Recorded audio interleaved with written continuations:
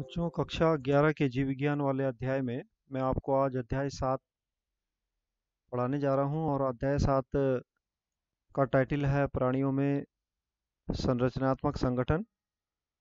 और आज इस अध्याय में मैं आपको जंतु ऊतकों के विषय में पढ़ाने जा रहा हूं। जंतु ऊतक जिस प्रकार से आपने पादप ऊतकों के बारे में अध्याय 6 में पढ़ा, उसी तरह से आज आप इस अध्याय 7 में जंतु ऊतक के विभिन्न प्रकारों के विषय में जानकारी प्राप्त करेंगे। आज मैं आपको भाग 1 में इसका जो प्रथम प्रकार का ऊतक होता है, उपकला ऊतक, उसके विषय में बताऊंगा। यहाँ पर आप देख रहे हैं कि जंतु ऊतक कितने प्रकार के होते हैं, उसकी स्लाइड आपको दिखाई जा रही है। जंतु ऊतक मुख्यतः 4 प्रकार के होते हैं। पहला है उपकला ऊतक, दूसरा है संयोजी ऊतक, तीसरा है पेशी ऊतक और चौथा है तंत्रिका ऊतक। उपकला ऊतक या एपिथेलियल टिश्यू, संयोजी ऊतक या कनेक्टिव टिश्यू, पेशी ऊतक या मस्कुलर टिश्यू और तंत्रिका ऊतक या नर्वस टिश्यू। सबसे पहले देखते हैं ये उपकला ऊतक कितने भागों में विभाजित होता है। उपकला ऊतक 4 भागों में विभाजित होता है अपनी रचना के हिसाब से।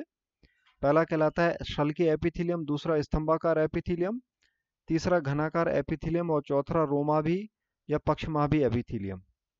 यहाँ हम आज इस उपकला ऊतक के विषय में ही विस्तृत जानकारी प्राप्त करेंगे। संयोजी ऊतक, पेशी ऊतक और तंत्रिका ऊतक के विषय में हम अगले भाग में जानकारी प्राप्त करेंगे। चलिए आगे बढ़ते हैं और देखते हैं उपकला ऊतक के विषय में क्या क्या हमें जानकारी मिलती है। उपकला ऊतक या एपिथेलियल टिश्यू, हम उपकला ऊतक को सामान्यतः उपकला ही कहते हैं। इस ऊतक में एक मुक्त स्तर होता है जो एक ओर तो देह तरल और दूसरी ओर बाह्य वातावरण के संपर्क में रहता है। इस प्रकार देह का आवरण अथवा स्तर का निर्माण करता है। बच्चों, जो हमारे शरीर का जो बाहरी आवरण होता है या जो स्किन के रूप में आपको जो कवरिंग दिखाई देती है अपने शरीर में, वो वास्तव में उपकला ऊतक होता है।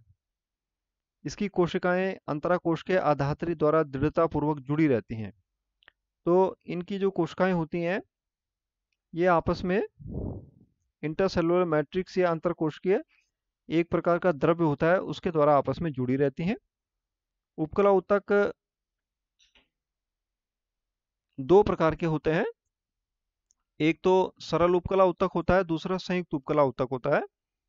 सरल उपकला ऊतक जो है एक ही स्तर का होता है, अर्थात इसमें एक ही लेयर होती है,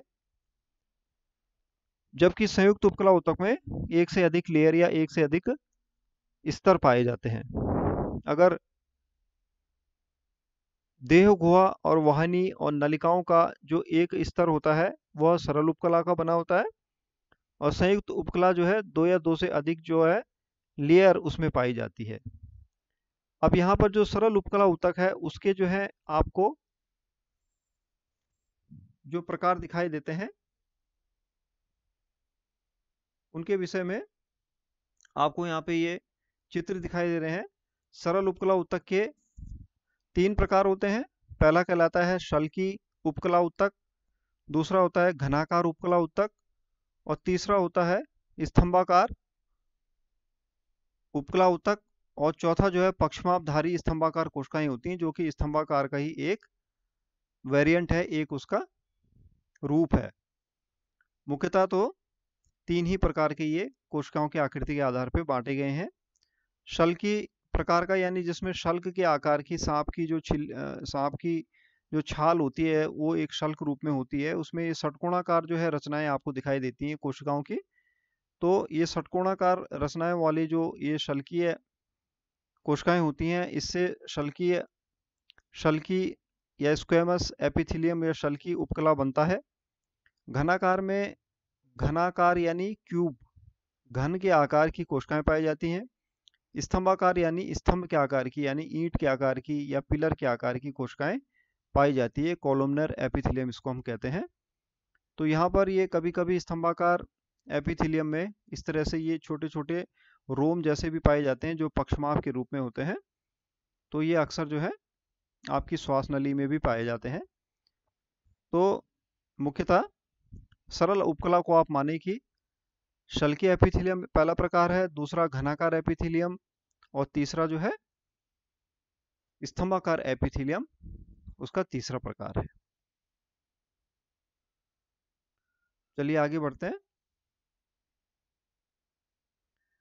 अब इसमें से थोड़ा सा मॉडिफिकेशन और हो जाता है कि कुछ स्तंभाकार या घनाकार कोशिकाओं में श्रावण की क्वालिटी डेवलप हो जाती है, श्रावण की विशेषता हो जाती है, और ऐसी उपकला को हम ग्रंथिल उपकला कहते हैं। यानी इसमें ग्रंथियां कार्य करने लगती हैं, ये कोशिकाएं इसकी ग्रंथि के रूप में कार्य करने लगती हैं और कुछ स्राव इससे बनने लगते हैं। तो ये जो ग्रंथियों वाले जो एपिथेलियम ऊतक होते हैं, इन्हें दो समूह में वर्गीकृत किया जा सकता है, एक कोशिकीय और बहुकोशिकीय। जैसे एक कोशिकीय आपकी आहार नाल की कलश कोशिकाएं हैं, जिसके द्वारा जो है आपका आमाशयिक रस निकलता है, या बहुकोशिकीय जैसे कि लार ग्रंथि, जिसके द्वारा लार का स्रावण होता है। स्रावी कोशिकाओं में स्राव के निष्कासन के आधार पर ग्रंथियों को दो भागों में विभाजित किया जा सकता है, बहिस्रावी ग्रंथि और अंतःस्रावी ग्रंथि। बहिस्रावी ग्रंथि जिनमें नलिकाओं के माध्यम से स्राव को छोड़ा जाता है रक्त में, जैसे श्लेष्मा, लार, कर्ण, मोम, तेल, दुग्ध, आमाशय, एंजाइम और अन्य कोशिकीय उत्पाद स्रावित होते हैं और नलिकाओं के माध्यम से। इसके विपरीत जो अंतःस्रावी ग्रंथियां होती हैं उनमें नलिकाएं नहीं होती हैं, और अंतःस्रावी ग्रंथियों से संबंधित आप आगे विस्तार में पढ़ने जा रहे हैं। यहाँ पर जो आप चित्र देख रहे हैं, ये आप ग्रंथिल उपकला ऊतक को देख रहे हैं, जहाँ पर ये उपकला ऊतक ग्रंथिमय हो जाता है। एक कोशिकीय ग्रंथि है तो उसका चित्र आप ये देख रहे हैं, जैसे कि जो आमाशय की गोबलेट सेल्स होती हैं जिसके द्वारा आमाशयिक रस निकलता है, ये एक कोशिकीय उपकला ग्रंथिल ऊतक होते हैं। और ये बहुकोशिकीय जो दूसरा वाला आप देख रहे हैं, ये डीप कपला की स्ट्रक्चर यहाँ पे बना है, ये बहुकोशिकीय होता है, जो कि लार ग्रंथि इसका एक बहुत अच्छा एग्जाम्पल है। तो ये तो आपकी ग्रंथिल उपकला ऊतक थे, जो कि कुछ स्पेसिफिक दशाओं में ग्रंथि के रूप में कार्य करने लगते हैं। इसके बाद सरल उपकला आपने पढ़ी, अब इसके बाद ये है संयुक्त उपकला। संयुक्त उपकला को संयुक्त इसलिए कहते हैं क्योंकि इसमें एक से अधिक लेयर होती है। यहाँ आप देख रहे हैं, ये आप कोशिकाओं की कई लेयर आप देख रहे हैं, 1 2 3 4 5। जैसे कि हमारी स्किन जो है एक प्रकार की संयुक्त उपकला है, और इसके साथ साथ अग्नाशय की जो वाहिनी है, मुख गुहा की नम सतह, ग्रसनी, ये सब जो है संयुक्त उपकला से बनी होती है। कोशिकाएं तो इसकी अक्सर स्तंभाकार होती हैं या शल्की भी हो सकती हैं, लेकिन लेयर एक से अधिक होती है, बहुस्तरीय इसमें परतें पाई जाती हैं, इसलिए इसको हम संयुक्त उपकला कहते हैं।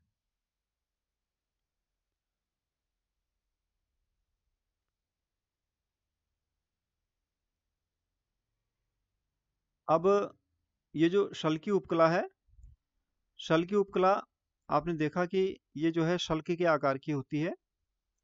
यह जो है कहाँ पाई जाती है शल्की उपकला? यह हमारी रक्त वाहिकाओं में भित्ति बनाने का कार्य करती है, और फेफड़े के वायुकोश में भी यह पाई जाती है।